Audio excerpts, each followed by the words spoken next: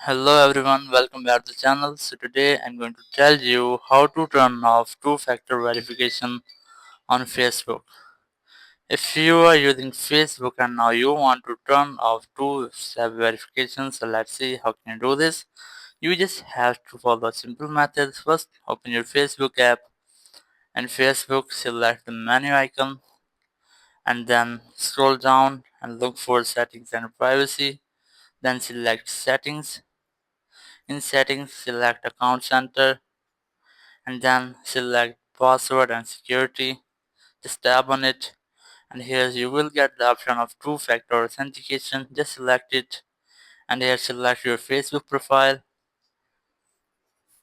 and after that you just have to select how you get the login codes.